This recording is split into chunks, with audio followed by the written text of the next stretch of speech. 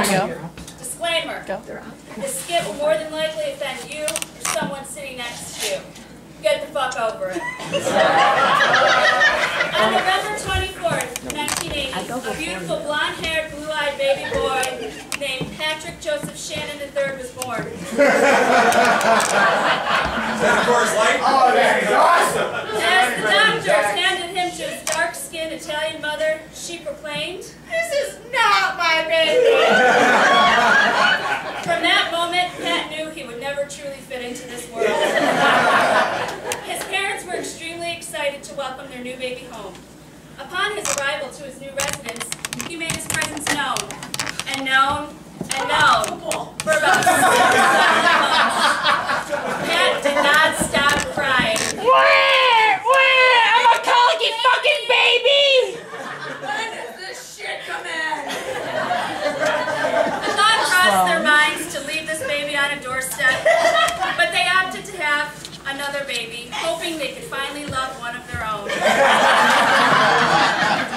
After Dave was born, Pat saw what a great brother he had and decided he would model his actions around him. Although it didn't work out perfectly, his behavior improved, and he soon realized that knowledge and learning was what interested him most. Over the years, he gained 2 sisters and a sweet pair of glasses. Right after Pat turned 9, Christmas morning came along.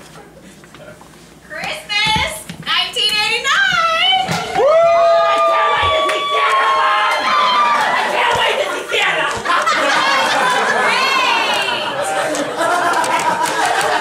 Show us the sky!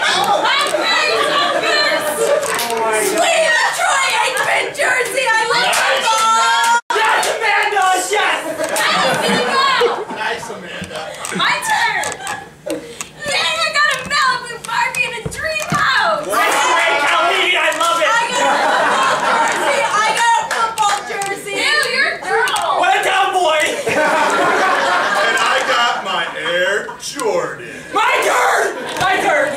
Dork. It's the same Dick Tracy game I got for my birthday, Mom! What, Mom? Same one Amber Lou got me for my birthday! Did everybody get what they wanted? No, Mom! I did not get my encyclopedias I asked for! What is this? What is this? Upside down? That's a picture of an upside-down encyclopedia, Mom! How am I going to continue to get straight A's if I don't have the real thing to study for? It's coming! Another holiday ended with Pat all disappointed. He cried himself to sleep that night wishing that his encyclopedias were next to him. Would he ever just fit in?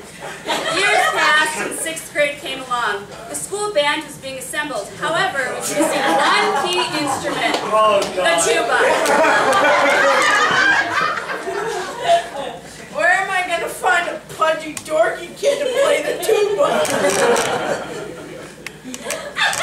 I love you, Turk. Little did Mr. Lem know the perfect candidate was walking down the hall. Hey, Mr. Love, how you doing? Hey, Patrick! I think I found your calling! You can be the first chair of the roller school band! What do you think? I don't know, Mr. Lem. I was thinking something a little more cool like the saxophone or the drum.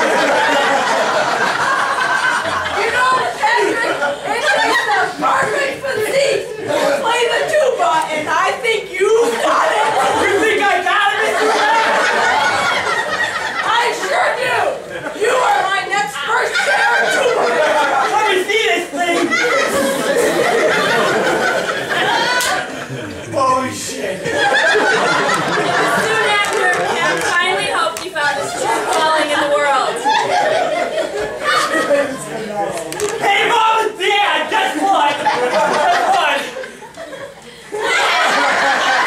I just got one of the first chair tubamen, Dad. Oh, swell, Pat! There goes my potential athlete! Pat's tuba career really began to take off. However, his middle school athletic skills continued to diminish. The following year, Pat joined the school cross-country team.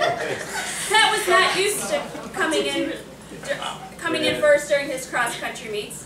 but he always managed to beat Big Jimmy Coogan.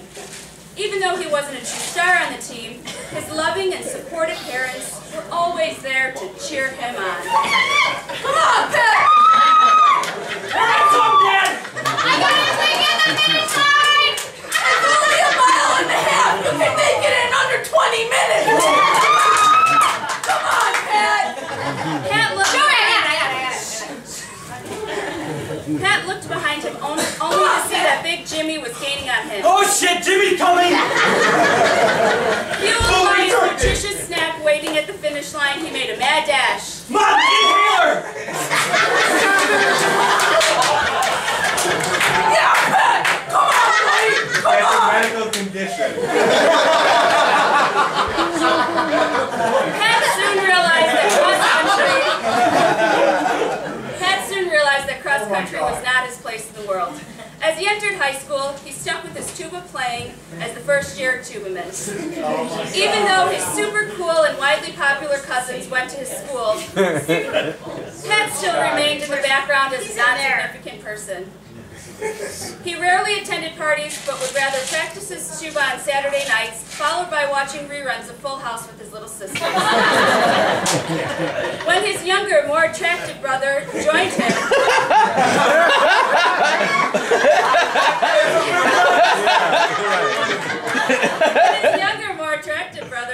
at high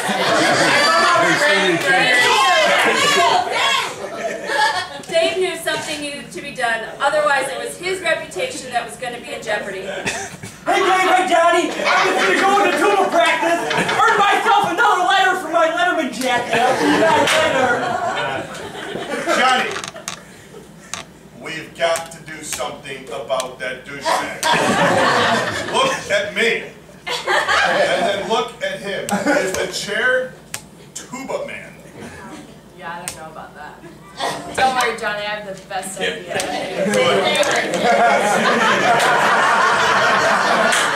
Let's break this one.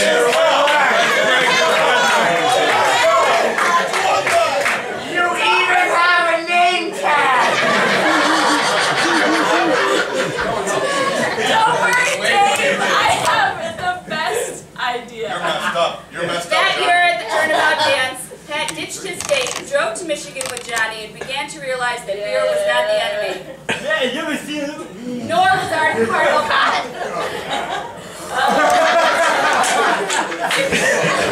So much so that that night ended with himself in the hospital with alcohol poisoning.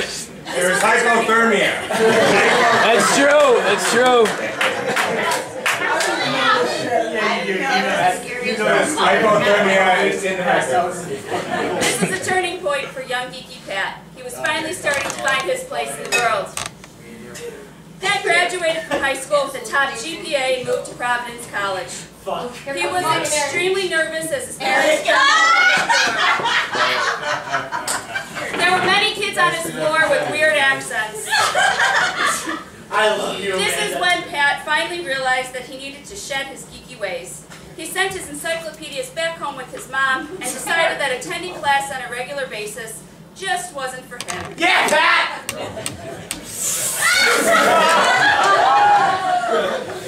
Oh, I love it. Well, boys, I'll see you in 3 hours. I'm gonna go to class. Dude, why would you go to class? We could chill right here, smoke all day, and play video games. I got a better idea. Let's take Dad's credit card.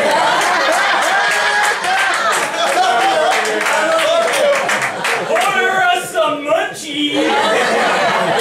And then you guys just pay me in cash and you'll never know. Pay you and you'll never know. Dude, let's go burn some couches.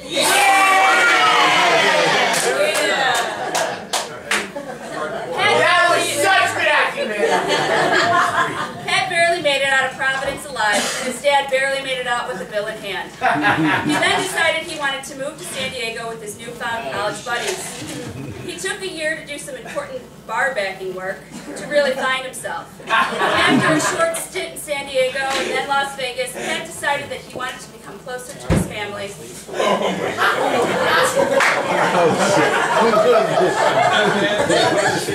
They're still playing me, right, Amanda?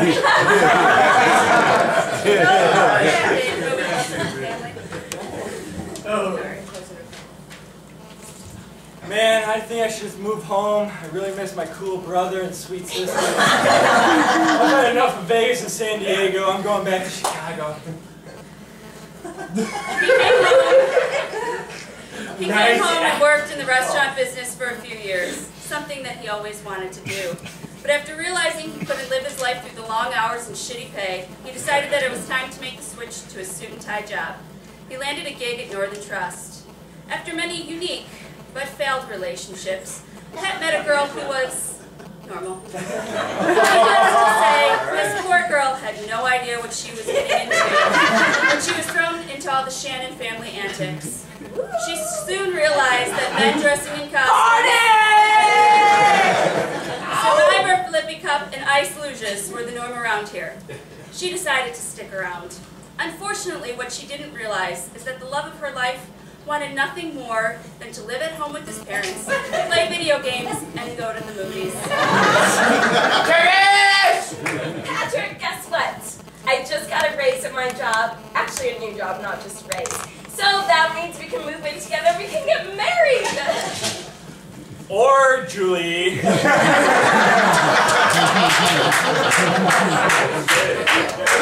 can go to Secretariat at 10:30 and then follow it up with a little due date at 1 p.m. Patrick, do you know what I'm doing right now? It's What? my 8th time reading The Pride and Prejudice. Do you think I want to go to a movie? I'm on the 100th page. And I'm almost done. And I need to accomplish this goal. Well, then, you finish that. I'll just continue playing my NCAA college football and Mom and Dad's basement then. Julie hoped that the love of her life would finally commit to settling down, but competing with a mom that pampers her children really hurts Julie's chances. This is where our story comes to a point. Well, Nick, I love you, Mom and Dad. it's just me and you. Listen to this. Hey, Mom! Meatloaf! I don't even know what you're doing up there, man. Mrs. Shannon, can we have some potatoes and gravy, please? Mom, fucking gravy, Mom! Right? Love you, Mrs. Shannon. We're starving down here! Jesus, what is she doing up there? Let's go up there and find out ourselves.